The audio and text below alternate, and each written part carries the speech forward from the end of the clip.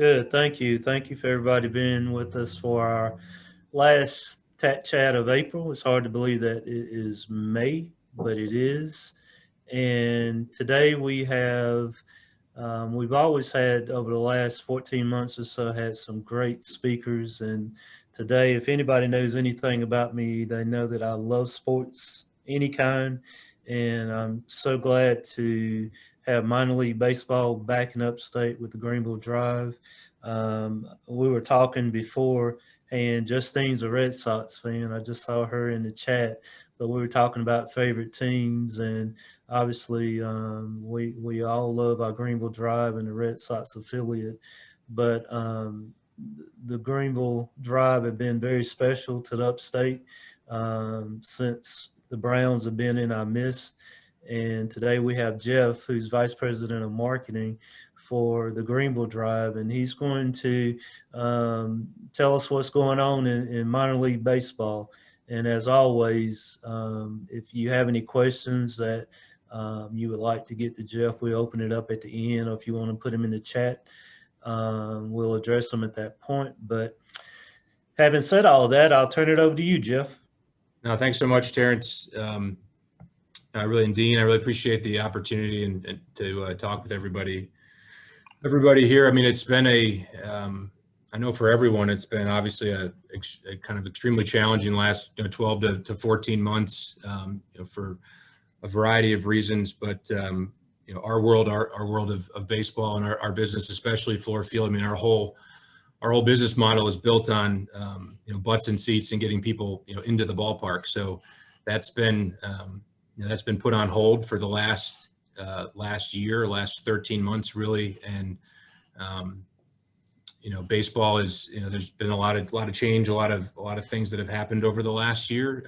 But baseball is coming back actually in 4 days now. On Tuesday, May 4th is our 2021 home opener. It's a reboot of our 15th anniversary season that we were all teed up and ready to go last year before our season was canceled. And there's kind of a lot of layers to these remarks when I get the opportunity to talk to leaders across the upstate, because a couple things. I mean, one of the major reasons that we're still here is because of the support of the community of the upstate, of our partners, of our corporate partners, season ticket holders. I can't tell you how many letters and notes and emails we got kind of asking how people could help us, and how can we weather the storm of the last over the last year. And that really energized us and is one of the major reasons why we're still here and why we're coming back.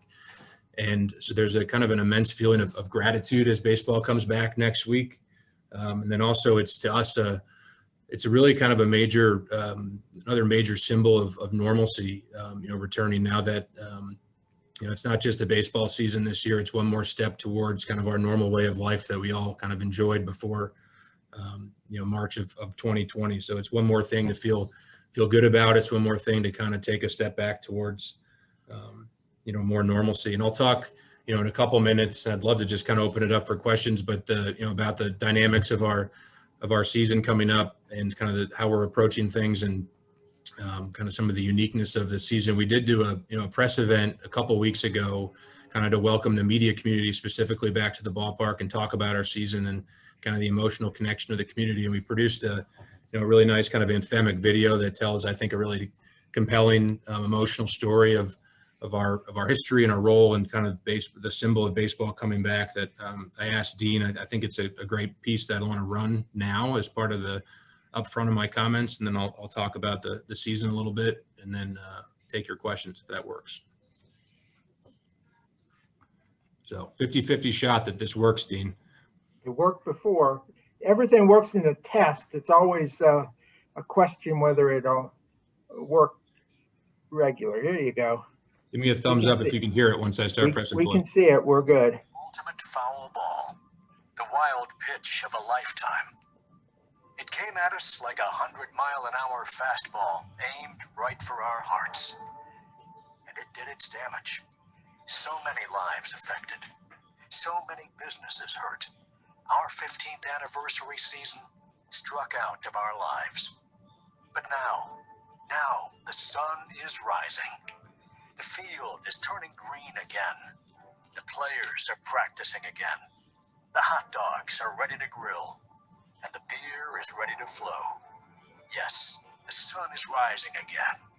Over our wonderful city, over our wonderful stadium, over our wonderful fans who've never once grounded out when it comes to loyalty, who've always cheered us at the stadium, and who this past year supported us from their homes, even when there was no baseball. Support that warmed our hearts, that kept us going, and that we've tried to return in so many ways. There's baseball again in Greenville. Soon, we'll be donning our drive caps, pulling on our jerseys, diving for foul balls, and celebrating our 15th season in Greenville.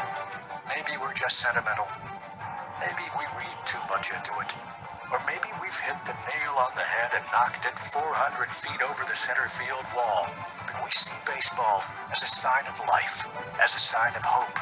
We see Floor Field as a beating heart, as the home of one huge family, as Greenville's front porch, where everyone of every stripe feels as one, even if we need to stay 6 feet apart.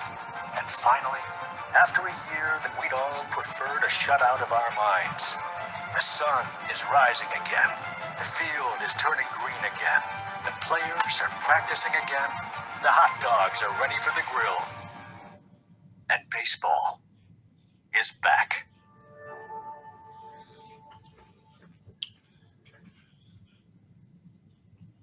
So again, anytime I can use a video to replace my talking, it always does a better job. It's more effective. So again, we this to us is about much more than just a baseball season. It's a big thank you to the community for standing behind us. It's our 15th anniversary, so it's longevity and just emotional connection with the entire upstate. And again, it's one more step, one more symbol towards kind of getting back to more kind of normal way of life. So opening nights on Tuesday, May 4th, it'll be nearly 20 months since our last drive game in August 2019, which is hard to say. So a 20-month kind of gap between seasons, but the players get here on Friday night.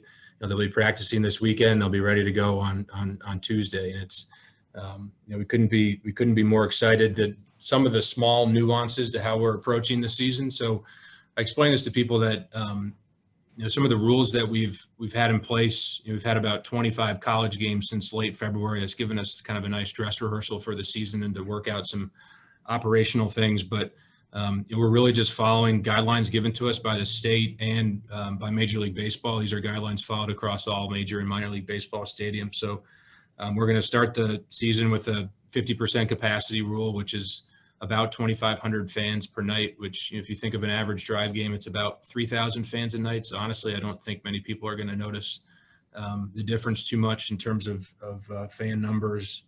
Face coverings will be required, which is a mandate across all major and minor league baseball stadiums. And that's just, so again, it's just us following the guidelines that have been given to us. And the biggest thing is that we'll be playing again, starting on May 4th and run through September 5th is our last game. So it's a 60-game home schedule across the summer. And so we have, what we're doing, because the information and the dynamics of the season are changing pretty regularly, almost on a daily basis right now. We've released our single game tickets for sale. Everything's digital and online and contactless, and we're going month by month.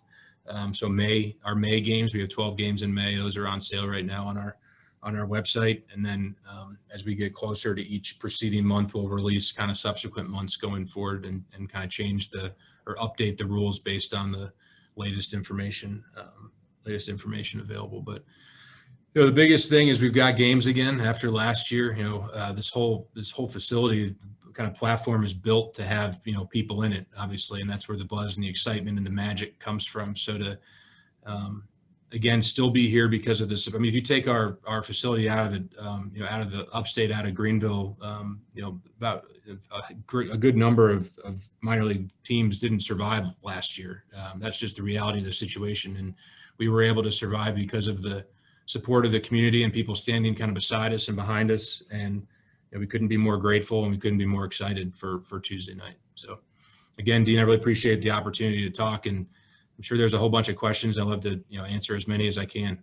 Yeah, I'll start with a couple of logistic ones, Jeff. But first, I want to say, I remember you came on last July after the cancellation of the season, and it was, tough. But you guys, said you were persevering and keeping it going, and and the community, of course, said that we were behind you. And it's so exciting now to be on the other side and get to be at this time where.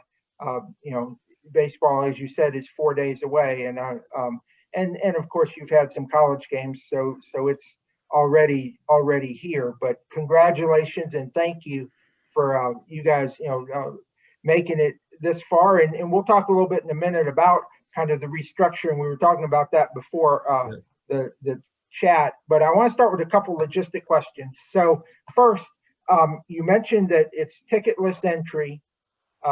What about, I've seen some of the major league games, they're saying that their stadiums are cash free, and things like that. Are you guys going to that level, or are you still having cash payments? I mean, what are you doing in those areas? I wanted to, but we weren't quite ready to make the full leap. So it's not totally cash free. I mean, we're strongly encouraging people to use the website, use our, whether that's online or whether that's on your phone, and purchase tickets digitally.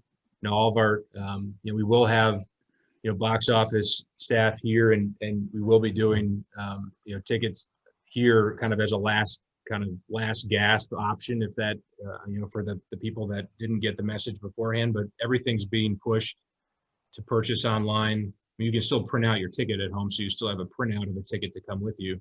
So you still have the option of either having your ticket on your phone or a printout to bring with you to the ballpark. But we're still we're not going to turn away cash at the stadium, but we're just strongly encouraging people to use contactless payments and digital payments and the like. Okay, what about I always enjoy when I go to the game program. Is that still being printed, or are you doing all that online? So yeah, that's called our Drive Magazine game program. This is actually something that I've wanted to update for 2 or 3 years. We've gotten a lot of feedback from fans that's going to update to a digital format this year. It's going to be a digital Drive Magazine. So the actual concept and the strategy of the program itself will be the same. It'll be information on the players, information on the team, information on the Red Sox. It'll provide kind of storytelling opportunities for our partners, but the actual product itself won't be hard copy given out at the gates anymore. It'll be available for download on your phone, on your device, on your computer. Which honestly, I mean, I've wanted to do it for a few years. It makes a lot of sense it gives us a lot more opportunity. If you think of a magazine versus a digital product, and the different types of stories you can tell, you can include video. It can be links to websites for partner content pieces. The advertising opportunities expand.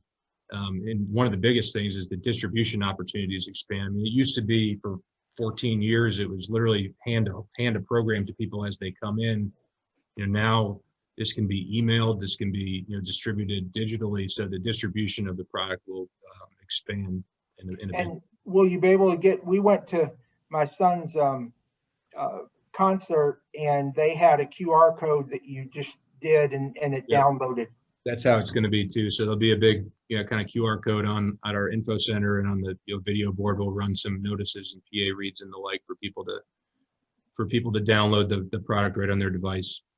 Perfect. So let's get to the team on the field a little bit. And as I said, we were talking about this before. You mentioned that Major League Baseball has restructured to where everything is now under one umbrella. And part of what that meant was eliminating some teams and leagues and moving folks around. And so the Drive will be in a different league, playing some of the same teams, but then also some different teams this year, and will also now be high A as opposed to lower A. So for folks who aren't totally familiar with what that means, what is it going to look like on the field different, and who are some of the teams that we will be playing this year that may be different than what we've played in the past? Yeah, so this could be a whole separate 2-hour Zoom meeting. So I'll try to do it in a kind of an efficient way. But again, a lot of the focus of this of combining major and minor league baseball into one organization, all underneath the major league umbrella, all reporting up to Commissioner Manfred. One of the major focus was on streamlining and efficiency and quality, making sure that the highest quality facilities are part of the affiliated baseball. So there used to be 162 minor league teams across the country, so 161 other Greenville drives. As part of the restructuring, there's 30 major league clubs. Now each major league club has 4 affiliates: low A, high A, double A, triple A.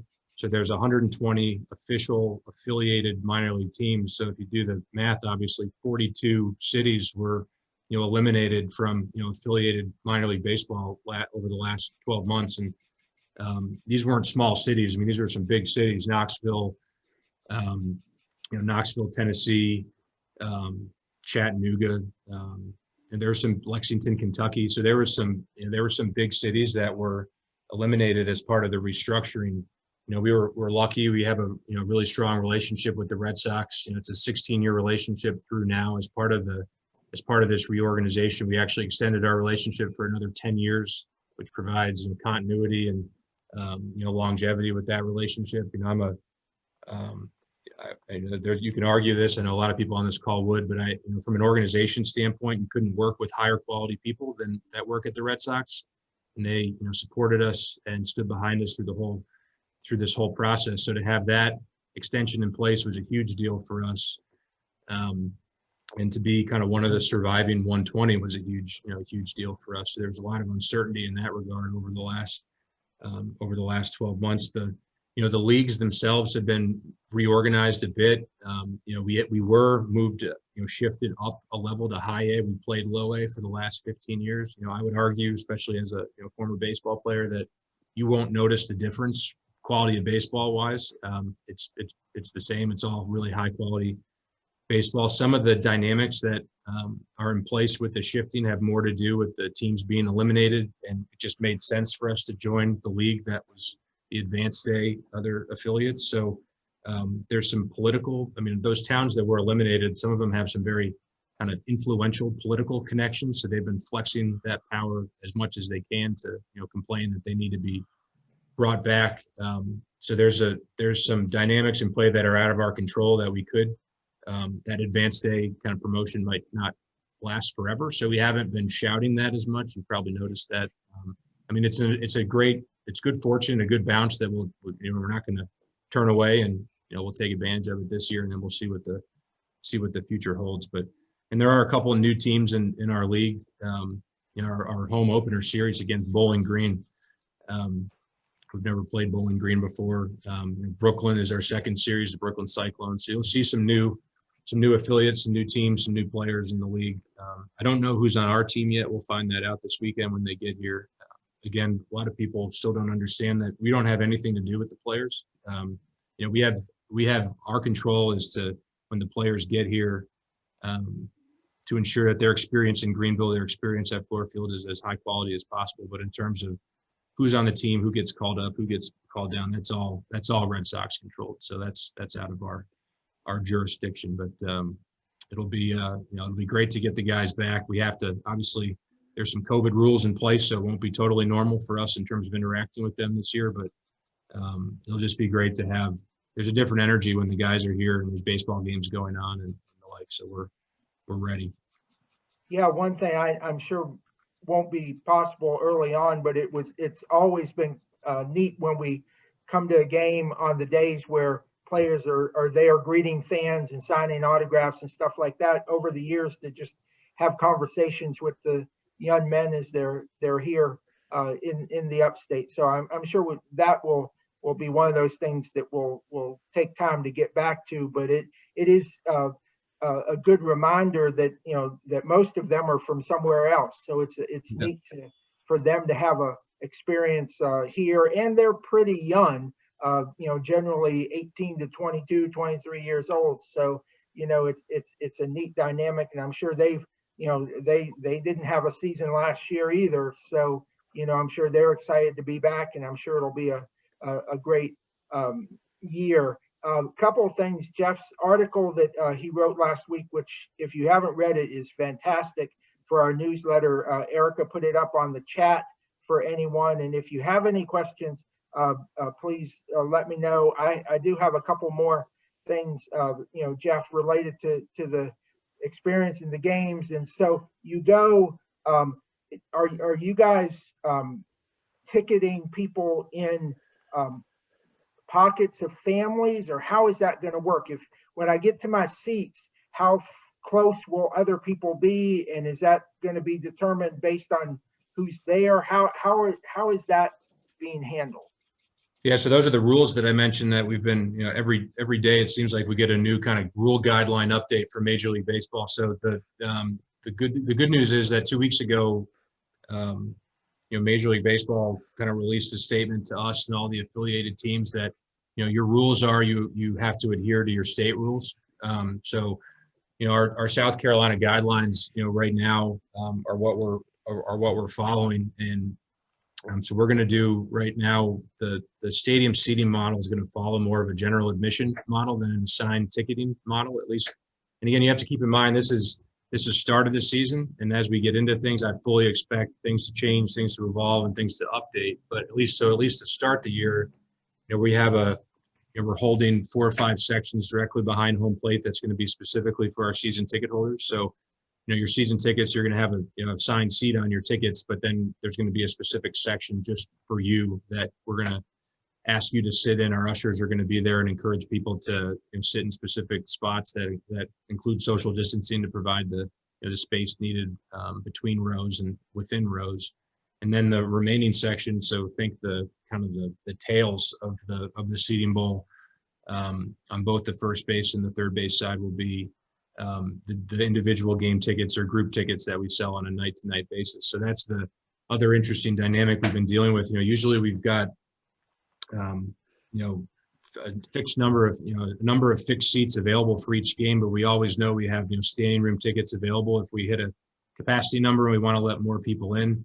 This year we can't, or at least again for the start, we don't have that. So there are going to be instances this year where we're going to sell out of games, which is a dynamic that we've never quite had to deal with. So that's a new piece. But the general admission seating, both for season ticket holders and the general public, with ushers there to help place them specifically so they're distanced, is how we'll start the year. And again, watching how it's the model we followed for the college and high school games we've had over the last 6 weeks, and everyone's been very polite and followed the rules, and I think everybody just wants to be outside and doing things, so they know if they want to do these things, these entertainment things, they've got to follow the rules. So it's worked pretty well.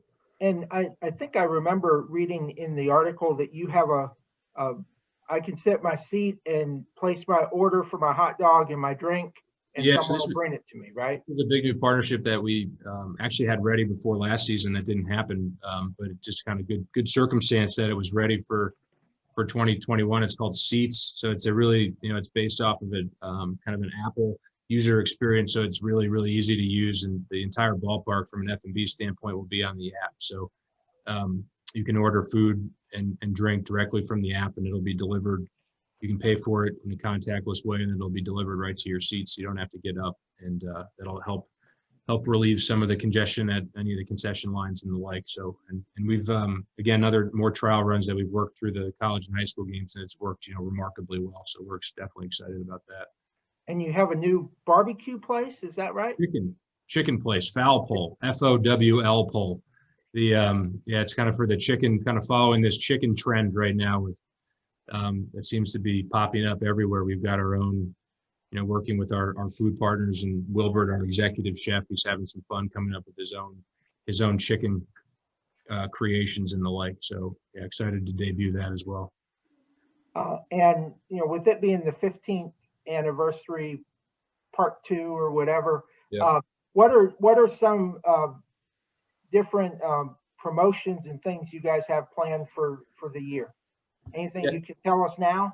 Yeah, no, I mean, we're still, we've had so much time to plan, and a lot of the community inspired kind of really those community focused events that you've come to expect at the ballpark will be, here again this year in terms of Reading All-Stars and Health Careers Night, and Advanced Manufacturing Engineering Night, our regional nights and the like. You'll notice they'll be a little later placed in the season than usual this year. We want to give ourselves a little bit of a runway to start games, kind of get into a flow and see how, things evolve and develop. But then, so a lot of those same kind of themes and promotions will be here this season. And then, for opening week specifically, we've been working on this for the last 6 months. Again, as we're coming back, we're going to, we really wanted to have, kind of a thank you and appreciation theme as part of the first 6 games. So the first half of the first homestand. So we're going to do really a heroes campaign that spotlights and thanks kind of our community's heroes for all the work that they did over the past year to kind of get us to this point, get us back to baseball and back to normalcy. So whether that's, teachers or first responders or the like, and it's going to culminate on Sunday with Mother's Day. We have a Mother's Day game this year, so kind of the biggest superhero of them all. So that'll be a really nice way to kick off the season and say thank you to some key groups as we bring baseball back.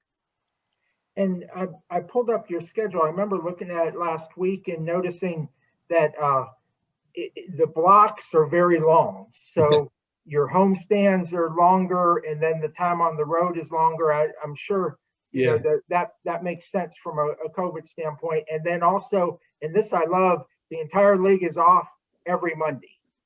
Yeah, so that's a COVID kind of 2021 only layout. Right. But they're trying to get our staff kind of pumped up for that, because those are going to be some really long 12-game homestands that we're going to have to work our way through this year. Normally our homestands are 6 to 7 games, and then you'd have a pocket of a 3 or 4 game homestand sprinkled in. But this year with COVID and contact tracing and the like, they wanted kind of common opponents for an extended period of time, just in case something goes wrong. It's easier to kind of quarantine one single team or one area of the team rather than bringing teams in and out. So that's the dynamic just for 2021 only. But no, it's 12 games in 13 days, and we've got 4 of them spread across the season. So there's going to be some pretty heavy homestands this year, which we're looking forward to.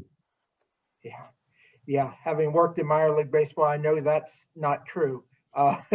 In terms of by the 12th to 13th day, you'll be dragging a little bit, but it certainly is a good approach for the schedule. What is the thought about if a game is canceled for COVID reasons? What level do you guys or the potential for that are you following?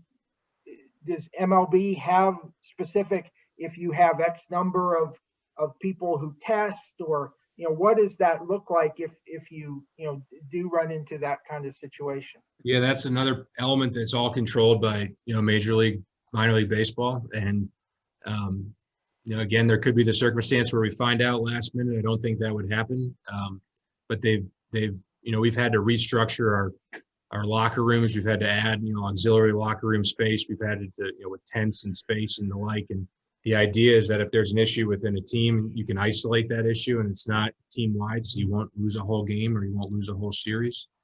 And of course, it's not a perfect system, so it's kind of like everything. They planned for pretty much every circumstance that they can think of, and then kind of built the model in a kind of a nimble way that can react to whatever we're not thinking, if that makes sense. But no, it is one of the risks or the threats this season that we hope doesn't happen. Luckily, watching Major League Baseball, they've been able to, we're following the exact same model that they are. They've been able to, isolate issues and keep games going at the same time. Well, I am putting the schedule up for people to go to your website if they're interested in looking at the schedule. We are very excited that baseball is back, and again, Jeff, thank you to you and your dad and everyone in the organization for all the great things you've done to keep things going. And we are very glad to have baseball back. Look forward to being at a game and having a hot dog soon. And to everybody on the chat, just come on out to the ballpark. Terrence has said, and I'm sure he'll say it again, it's the Upstate's ballpark, and it's Anderson's team as much as Greenville or Spartanburg or anywhere else. So that's the neat thing about this region is, the driver are really the team for the whole upstate. So Jeff, we're looking forward to a great season. Again, anything we can do to support, let us know. The county or the regional nights that you guys do are always fun. So when we get to that later in the year, we're excited to help with that. And Terrence, before Jeff goes off, is there anything you want to share or add? No, I just again appreciate Jeff and his dad, Craig, and I'd have to give a shout out to Nate Lipscomb too. As they came into the upstate, they were had a big purpose of making it an upstate venue as far as baseball, and they've done that with their community nights and Anderson night. I've always enjoyed that. So just looking forward to getting out and watching some baseball. Thanks, Jeff. Let's do. Thank you so much. Okay, thank you, Jeff. And so we're going to move on. A couple quick announcements about things we've got going on with 10 at the Top. It is a busy time of year with just a lot of stuff going on. We started a couple weeks ago with what we're calling our TATT Reconnect on Fridays, and they have been a lot of fun. I know several folks on the call here have been part of those. It is from 9 to 10 o'clock on Friday mornings. It is low key. We have coffee and donuts. We have a different topic. Tomorrow's topic is status of development and construction in the upstate. We are at capacity for the one tomorrow. We're trying to keep it at 20 people or less to be mindful of social distancing, but we have May 7th is a focus on the role of water in the economy and quality of life. We do have some space there. Stinson Ferguson from Hainsworth Sinclair Boyd and Joel Jones from Rewa will be our hosts for that one. Then on the 14th, we are going on a field trip. We're going to Pendleton to Tri-County Technical College. Real excited about that. Dr. Galen DeHay is our host. So any of you in the Anderson, Pickens, Oconee part of the upstate, please join us for coffee on the 14th. And then on the 21st will be the last one for May. We have several of our friends from Lawrence County who are going to be the hosts, members of our board, Brown Patterson, Jeff Field, and Amanda Munyon. So we are excited about those. You can find them on our website. Erica has sent the event link. Then we also have a couple of workshops coming up.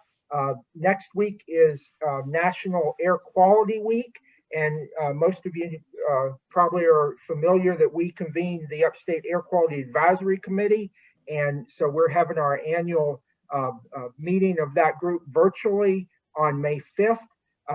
The focus is going to be on both outdoor but specifically indoor air quality. We've got folks from DHEC, then also from American Lung Association and Johnson Controls, who will talk about air quality. And then on May 6th, we have one of our upstate entrepreneurial ecosystem workshops looking at the new COVID-19 rules and updates for employers with Michael Nail from Ogletree Deacons.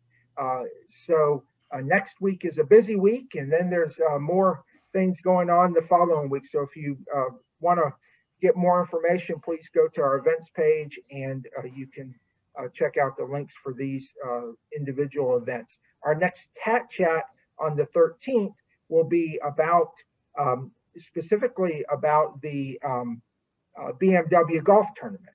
So we have folks from BMW who will be our special guests on the 13th. So look forward to that as well. So with that, Justine, I will turn it over to you to introduce our county updates. Thank you. Hello, everyone. Let's have Alex Butterbaugh of QE Brewing Company go first, since he is he's working. He's running back and forth. Yeah, sorry guys. Never ends around here. Everyone able to hear me all right? Yep. Yeah. Okay, great. Yeah, so just a little bit of an update from what's going on at Kiwi Brewing Company. As Jeff was saying, over the last 12, 14 months, it's been quite a challenge for everybody, and we're no exception to that.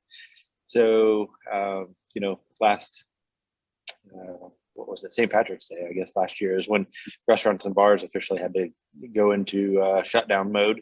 So we had a nice 7-week time of, a little bit of self-reflection and trying to figure out how we're going to move forward and what we can do to get past the challenges that were facing us. So we were actually able to use that time to kind of revamp our outdoor area. We're very, very fortunate that the facility that we have has an outdoor area already existing with it. And it kind of had just a bit of a gentle slope, and where kids and dogs and families could play and sit out there and enjoy a beverage and some food. But it wasn't any kind of usable space really as a seating area. So during the time that we were shut down, we used that opportunity to do some grading. We leveled out in tiers, I guess, in levels. Some of that backyard area, we're able to put tables on each of those that are spaced well more than the 6 feet needed for spacing. Most of them are probably 20 or 30 feet apart. And so when we were able to open back up, it opened up to outdoor seating first, which we were very fortunate that we did that while we were shut down. So we were able to open that up and kind of hit the ground running. We've been remodeling that throughout the year, constantly reinvesting everything and rethinking how we can use that space and get more people in here safely. And I guess in fall we added an awning over our patio. We have a concrete patio out there that was about 800 square feet, and so we added an awning over that to give people shelter and to be able to add heaters and things like that through the winter months. So we're able to extend the outdoor or seating during the winter months of the COVID shutdown. So we've been able to weather the storm very well, and we'll be coming out stronger on the other side of it. So we got very fortunate that we didn't just sit idle and kind of just rethought how we were going to do our business. We had only been open 9 months before the shutdown happened. So we have been open longer now during shutdown than we have not shut down. So it's been quite the challenge, but we have a wonderful community around here. And also right after a month after the shutdown. So we got shut down on 3/18 and then 4/12, April 12th, Oconee County and Seneca got hit with a F3 tornado as well. So luckily we were very, very fortunate here at Kiwi Brewing Company that our building didn't sustain any damage from that. But even looking out our windows right now, it was 2 blocks away from us. So a huge storm that impacted this community dramatically. And again, I said we were lucky not to have any damage from that, but we were able to, from that, find creative ways to support the community. So we're not able to give out free beer for cleanup or anything like that, nor would it be responsible to do that as everyone's using chainsaws and things. But we were able to host a live concert event where we raised money. Kiwi Brewing Company actually matched a lot of donations for it. And, we were able to bring the community together because it's part of what we do is have outdoor events and just a community space where everyone can gather. We weren't able to do that, so we kind of did it virtually as a fundraiser and raised over $8,500 for the tornado efforts and relief efforts. So we were able to stay part of the community through all of this, and the community has been a huge support on both sides of it. So as we're starting to open back up and things are getting a little bit more normal, they're still continuing to come here and support us, which we are forever grateful for. Awesome. We can't wait to come out and drink some beer. Thank you. Be good to have you guys sometime. It's so great to hear companies that were able to take that time and become successful even during it. So congratulations. Yeah, thank you very much. All righty, let's go now to Cherokee County. Jim Cook with the Cherokee County Economic Development is going to talk for a couple of minutes. I personally am really curious about the DHL deal that just went down. Thank you, Jim? Justine. But first of all, let me tell you, I'm glad that baseball season is here. And for about 30 seconds, many, many years ago, I was the most famous baseball player in Cherokee County. I was about 11 years old, playing in the outfield for the first Piedmont Federal Little League team. We were playing Piedmont Boys State. This kid gets up there. He's like, I swear he's like 200 pounds. I'm in the outfield, and I wasn't a very good player. He hits a ball, and to this day, I think it went into orbit. So everybody knows if you're in the outfield, crack of the bat, first step back. Nobody told me that. I go running in. I've got a worn out pair of PF Flyers and some green clover when I realize, and I stop, my feet shoot straight out from under me. I land flat on my back. What's the first thing you do when you fall? You look to see who's looking. I look over, and Coach Red Skates, I don't have a hat, but I can see him to this day doing like this. Well, I look up, and guess what's heading straight down at my nose? The ball. So I look up, put my glove in front of my face, catch the ball. Crowd goes wild. If you ever saw the movie Moneyball, and the first time I saw it when Brad Pitt's sitting there at that game and they're losing, and he's got his head down, and the first baseman hits the home run and his head goes up like that, and he listens. That's the exact look that coach had. And I caught the ball, and I was a hero for about 30 seconds. I think we lost the game, but I love baseball. Still have fond memories of it, and hope I get over to see a game there, Jeff. You guys got a great organization over there. You're welcome anytime. We can reenact that if you'd like to. No, that feeling of horror still comes, but I was a hero after that. I didn't have that feeling bad for a long time. But enough about that. Let's talk about DHL. And we were very, very blessed up in Cherokee County and Gaffney to be able to announce a $93 million, 263 job 3PL, which stands for third party logistics, which means that DHL will be the name on the building. And by the way, it's going to be a very, very big building, 1.3 million square feet. It's going to be right on the interstate. But the story started with this one a few months before that. Well, actually, several years before that. We've been trying real hard to get a sewer line out to this particular piece of property. And thanks to the magnificent efforts of Ken Moon, who's on this call and is on the board at 10 of the top and works for me. Ken's my deputy.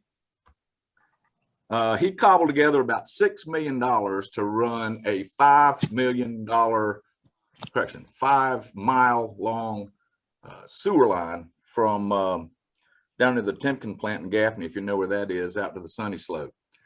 And within 6 months, probably less than that, of us announcing that we've secured the funds, starting the engineering, we're actually starting that line.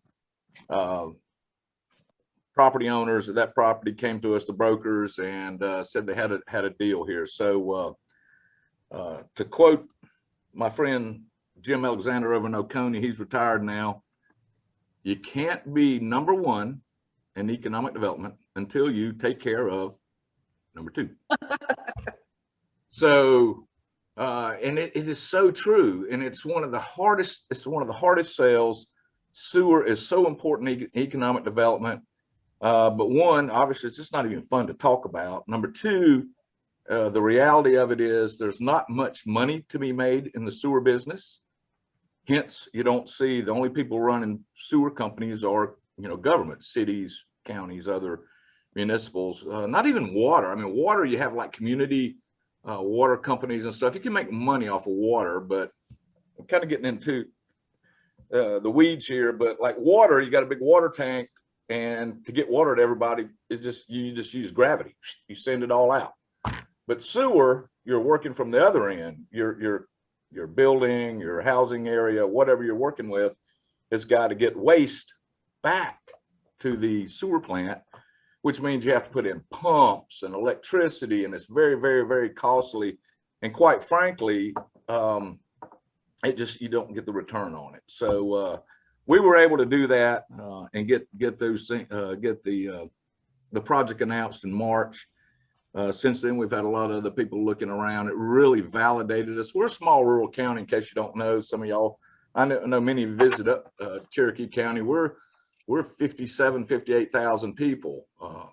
Greenville, Spartanburg, Anderson area, over 1 million people to the south of us, and of course to the north of us in Gaston and Mecklenburg County is close to 2 million people. So we're right in the middle. We are still a rural county, don't have a lot of money, so infrastructure is hard for us. And to be able to put that together, you know, my hat's off to Ken and many of the other utilities and Department of Commerce that work with us on that. But that was the key to it. That's what made it happen. I've been doing this over 15 years, and I knew my predecessor. I worked in the chamber before here, and I saw him work hard, and I showed that property. I can't count how many times. First time we got sewer there, boom, we had an announcement. So I'll be glad to answer any questions. Work has already started. That's another thing we're excited about. Sometimes we get these announcements and work won't start for months, quite frankly, sometimes years. So you might be all excited about the announcement, but until the work actually starts on the ground, you really don't want to get excited too much about that. They're already clearing out there. Ken and I have gone out there and sat there with a cup of coffee and watched some absolutely amazing. It's going to be a lot of dirt. It's a 100-acre site that they're doing that. And many of you have come up to Cherokee County. As soon as you leave Spartanburg and come into Cherokee County, look over to the left, the old, what we call the Sunny Slope property, former peach orchard. It's the landscape literally is going to change. It's going to be flattened out, and there's going to be a big 1.3 million square foot building over there. So we're excited. Can't wait to get that done. What did I leave out, Ken? I'm sorry. But it should be finished by when?